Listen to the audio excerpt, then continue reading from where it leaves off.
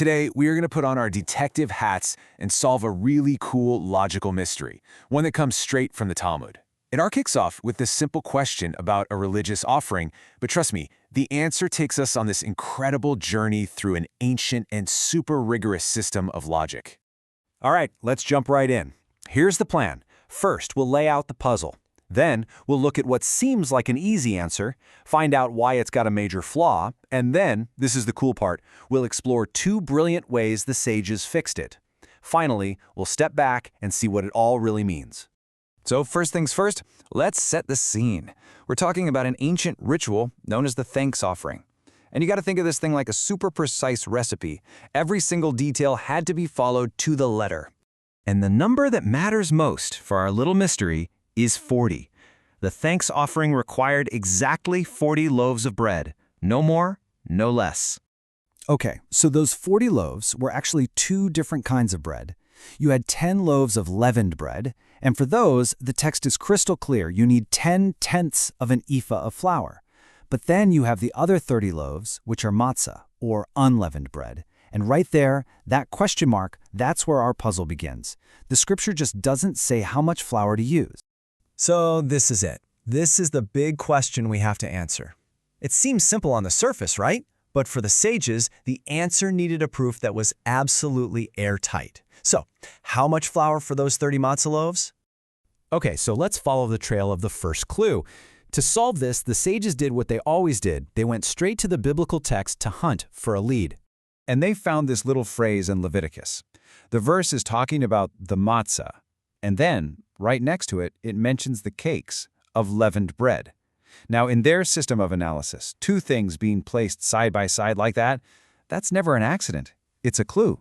And that clue points to this really foundational tool in Talmudic logic called a hakesh. It's basically reasoning by comparison. The whole idea is, if the text puts two things together, it's hinting that a rule for one might just apply to the other.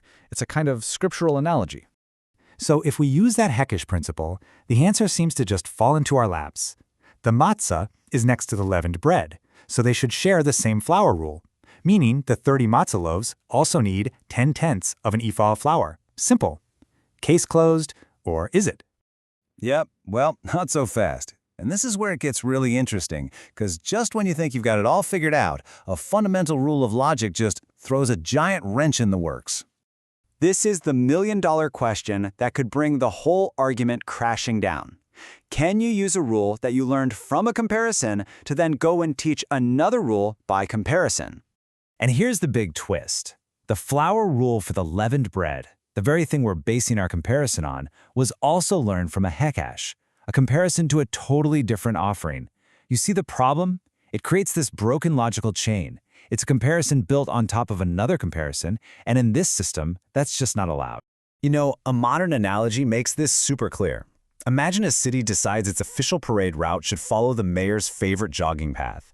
Okay, that's one comparison. Now, can the city turn around and force a little neighborhood block party to use that same route just because it's the official parade route? No way. The logic is just too weak. It's the exact same idea here. So the whole case rests on this. How did the sages fix that broken chain? They had to find a way to make that first rule, the one for the leavened bread, strong enough to stand on its own 2 feet. And they do it with this absolutely brilliant principle. It's called hermeneutic devar acher. It means a rule is derived from itself and from another matter. It basically creates this hybrid proof that's way stronger than just a simple comparison. Okay, so check out how this works. Step 1, the rule for the leavened bread isn't only from a comparison. The text itself tells us there are 10 loaves, so it has its own textual anchor.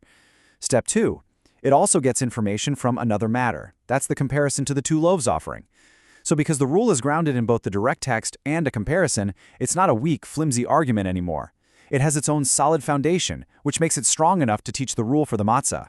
And just like that, the original argument is saved.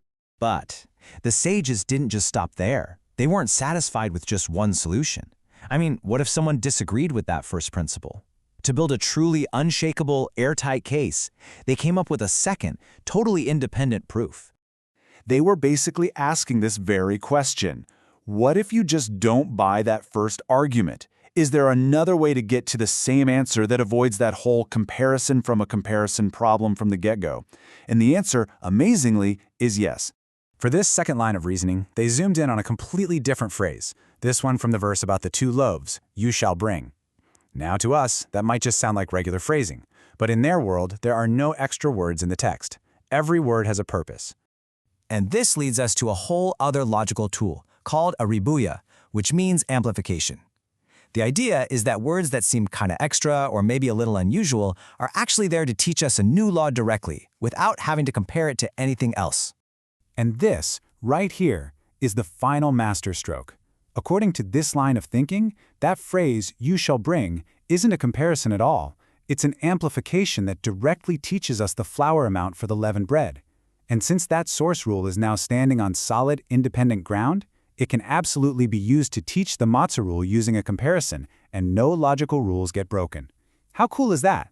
2 completely different logical paths that lead to the exact same conclusion. So after all that incredible mental gymnastics, we end up right back where we started, 10/10 of an ephah of flour. But what's the real takeaway from all this intellectual detective work? You see, the point was never just about getting the right number. It was about building a perfect, unshakable, logical foundation for that number. The fact that they explored multiple angles and provided independent proofs, it just shows this incredible commitment to getting it right, to finding truth with real intellectual rigor. The beauty isn't really in the answer itself, it's in the argument. The process is the point. And that kind of leaves us with a final question to chew on. In our world of instant answers and so much conflicting information, what can this ancient, painstaking process of debate teach us about our own search for truth and certainty? It's a pretty good puzzle to think about.